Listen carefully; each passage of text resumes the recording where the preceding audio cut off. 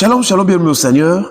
Nous bénissons le Seigneur pour cette grâce qu'il nous accorde. Voilà, nous voulons encore partager un moment merveilleux, la parole de Dieu. Et précisément, nous voulons parler d'un sujet, d'un thème que nous intitulons donc le rôle des anges ou l'importance des anges. Pourquoi voulons-nous en parler? Parce que tout simplement, dans la nouvelle alliance, et particulièrement dans la dispensation de l'esprit, beaucoup de chrétiens pensent que parce que nous sommes dans la nouvelle alliance, les anges ne travaillent plus avec nous ou ils doivent être écartés. Et il y a d'autres aussi qui pensent que parce que nous sommes conduits par le Saint-Esprit, donc finalement, la place des anges n'y est plus. Mais nous voulons rappeler, frères et sœurs, que les anges continuent à travailler. Et nous voyons un texte biblique déjà qui nous montre que tant dans les cieux que sur la terre, les anges continuent à œuvrer pour la gloire du Seigneur. Nous sommes donc dans Hébreux chapitre 1, le verset 14. Il est écrit, « Ne sont-ils pas tous des esprits au service de Dieu, envoyés pour exercer un ministère en faveur de ceux qui doivent hériter du salut ?» Voilà, ce texte nous montre que, frères et sœurs, que les anges travaillent tant dans le ciel, donc au service de Dieu, et aussi sur la terre en faveur de ceux qui doivent hériter le salut. Donc les anges participent à l'œuvre du Seigneur, ils servent le Seigneur pour que les hommes puissent recevoir le salut. Frères et sœurs, c'est très important de comprendre cet aspect. Dans les cieux et sur la terre, les anges travaillent. Et actuellement aussi, les anges continuent à travailler pour ceux qui doivent hériter du salut, pour ceux qui doivent entrer au ciel, pour ceux qui doivent aller au ciel, car c'est une prédestination et les anges sont à l'œuvre pour vraiment travailler, pour soutenir, pour emmener, pour accompagner ceux qui doivent hériter le salut, c'est-à-dire ceux qui doivent aller au ciel. Que Dieu nous bénisse. Comment comprendre le service des anges? Quels sont les points qu'on peut toucher? Quelques points qui nous montrent que les anges sont au service. Nous prenons un texte de l'Ancien Testament, du livre du prophète Daniel. Daniel chapitre 9, et nous lirons le verset 21 au verset 23. Il est écrit, verset 21 à verset 23, « Je parlais encore dans ma prière quand l'homme, Gabriel, que j'avais vu précédemment dans une vision, s'approcha de moi d'un vol rapide au moment de l'offrande du soir. Il m'instruisit et s'entretint avec moi. Il me dit, « Daniel, je suis venu maintenant pour ouvrir ton intelligence. Lorsque tu as commencé à prier, la parole est sortie et je viens pour te l'annoncer, car tu es un bien-aimé. Sois attentif à la parole et comprends la vision. » Gloire au Seigneur. Voyez-vous que ce texte nous parle de plusieurs rôles, de plusieurs points, de l'importance ou des rôles des anges. Et nous voyons ici Gabriel, il vient d'abord pour apporter le message. Quand Daniel a prié, Dieu a libéré une parole. Le message est sorti de Dieu, du ciel. Et donc, nous voyons Gabriel venir annoncer, apporter le message de Dieu à Daniel.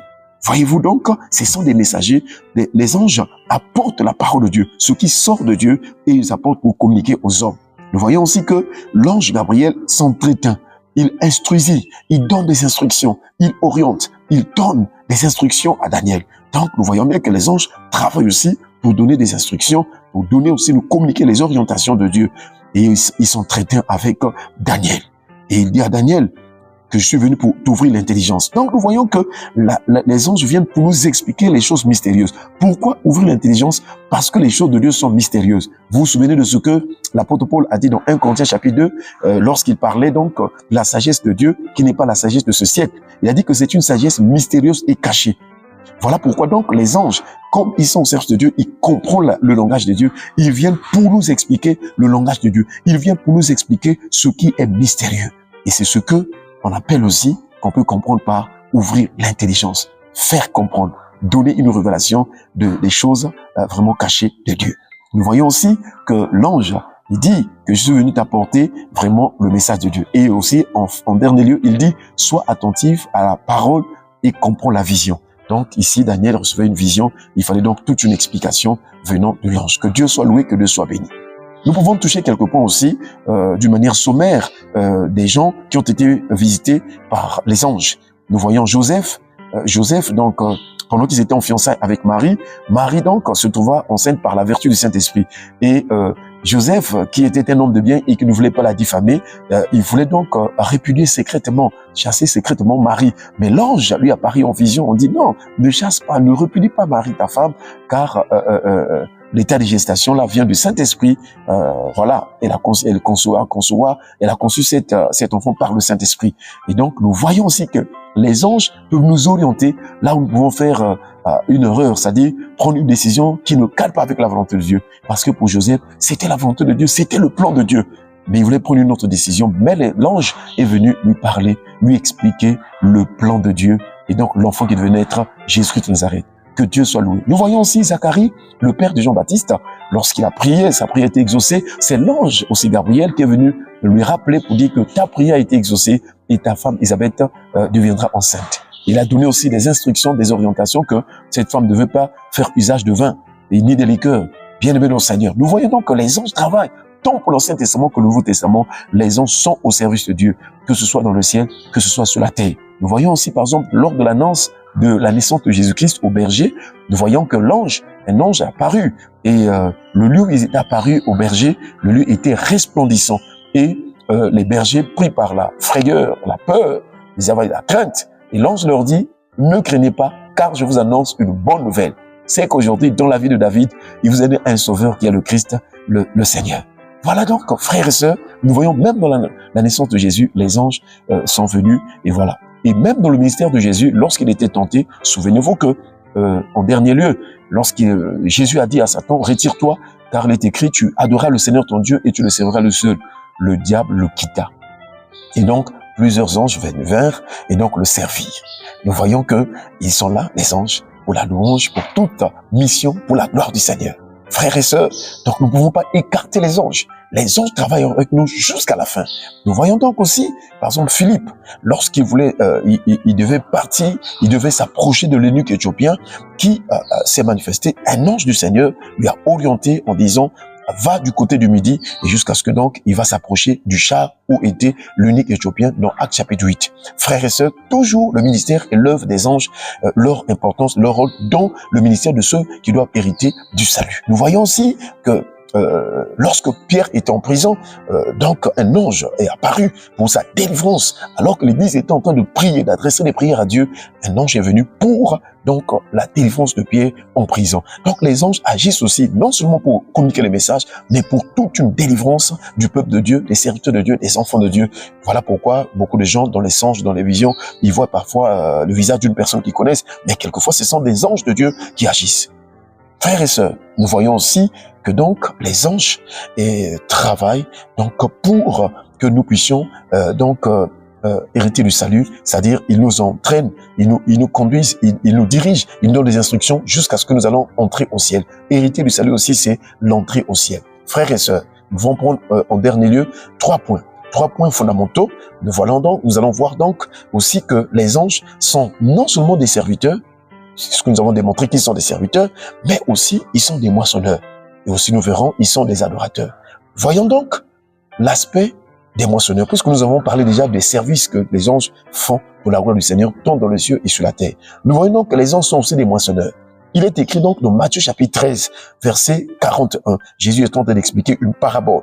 Matthieu chapitre 13, verset 41, il est écrit, « Le Fils de l'homme enverra ses anges qui arracheront de son royaume tous les scandales et ceux qui commettent l'iniquité. » Et le verset 49, toujours de Matthieu chapitre 13, il est écrit, « Il en sera de même à la fin du monde. Les anges viendront séparer les méchants d'avec les justes. » Donc nous voyons que il y a tout un travail qu'ils font pour séparer les méchants des justes. Plus nous avançons, vous allez voir que les méchants vont s'arranger d'un côté et les justes de l'autre côté. C'est à peu près ce que le Seigneur le rappelle dans sa parole, dans Matthieu chapitre 25, où le Seigneur va s'asseoir sur le trône et à sa droite, il y aura, n'est-ce pas, des brebis, et à sa gauche, il y aura des boucs. Bien-aimés dans le Seigneur. Nous voyons donc que les anges jouent aussi ce rôle-là de séparer, de faire la différence entre ceux qui servent Dieu, ceux qui sont de Dieu, les enfants de Dieu, et ceux qui sont du diable, les fils du malin. Et tout cela, ils le font ici dans le monde. Parce que la parabole de Matthieu chapitre 13 parlait aussi du monde. Le monde. Le champ dont on parlait, c'était le monde, c'était pas l'église. Bien-aimés au Seigneur. Nous voyons aussi que les anges sont des adorateurs. Et nous sommes dans Hébreux chapitre 1, verset 6. Il est écrit, « Et lorsqu'il introduit de nouveau dans le monde le premier-né, il dit que tous les anges de Dieu l'adorent. » Donc nous voyons Jésus-Christ reçoit toute l'adoration des anges. Tous les anges de Dieu doivent adorer le Seigneur parce que les anges sont aussi des adorateurs. Et nous voyons aussi dans Ésaïe chapitre 6, verset 3, il est écrit, ils criaient l'un et l'autre et disaient, Saint, Saint, Saint est l'Éternel des armées. toute la terre est pleine de sa gloire. Voyez-vous, l'adoration de ici, c'est toute une sainteté que les anges sont en train d'élever pour le Seigneur. Et ce n'est pas de la monotonie. Lorsqu'on dit saint, saint, saint, non, c'est pour montrer la sainteté de Dieu. S'il y a une chose qui nous unit, s'il y a une chose qui nous donne la nature de Dieu, c'est la sainteté, c'est la sanctification. Et Pierre dit, puisque celui que vous appelez est saint, vous aussi soyez saint dans toute votre conduite. Donc, le signe que nous sommes dans une profonde dimension d'adoration, c'est de proclamer la sainteté de Dieu. C'est de reconnaître que Dieu est saint. C'est ce que Anne, d'ailleurs, dans sa prière, a dit que nul n'est saint comme l'Éternel. Voyez-vous, nul n'est semblable à notre rocher. Bien-aimé le Seigneur, lorsque les gens disent saint, saint, saint, ce n'est pas de la monotonie, mais c'est vraiment reconnaître la sainteté de Dieu. Ce Dieu saint. Et nous voyons, pour terminer, dans Apocalypse chapitre 4, le verset 8, il est écrit, les 4 êtres vivants ont chacun 6 ailes. Comme les séraphins dans Ésaïe chapitre 6 que nous venons de lire, le verset 3, ils avaient aussi 6 ailes, dont 2, ils se couvraient la face, 2, ils se couvraient les pieds, et 2 d'entre eux, ils se servaient pour voler. Et donc, nous voyons ici dans Apocalypse chapitre 4, verset 8, il est écrit, les 4 êtres vivants ont chacun 6 ailes. Et ils sont remplis Dieu tout autour et en dedans. Ils ne cessent de dire jour et nuit, Saint, Saint, Saint est le Seigneur Dieu, le Tout-Puissant, qui était, qui est et qui vient. Voilà donc, frères et sœurs, les anges travaillent. Le service des anges est d'actualité. Le service des anges est toujours là. On ne doit pas écarter les anges, mais on doit rester attaché à Dieu. Nous ne devons pas aussi prier les anges. Nous devons pouvoir prier les anges, mais nous devons vraiment nous laisser être conduits par les instructions et les messages qu'ils nous apportent, parce qu'ils viennent donc vraiment par l'ordre et la mission que Dieu leur accorde. Et c'est grâce aussi à leur ministère, à leur service, que nous allons entrer au ciel par la grâce du Seigneur. Que Dieu nous bénisse. Soyons attentifs aux doctrines. Actuellement, soyons attentifs. N'avalons pas tout, n'acceptons pas tout, mais soyons dans les saintes écritures, dans la parole de Dieu, telle que le Seigneur nous l'annonce. Que Dieu nous bénisse. Soyons fidèles à Dieu et croyons que les anges de Dieu travaillent au service de Dieu dans les cieux et sur la terre. Que Dieu nous bénisse. Shalom, shalom, shalom. À nous revoir à la prochaine pour d'autres vraiment enseignements de la parole de Dieu. Amen.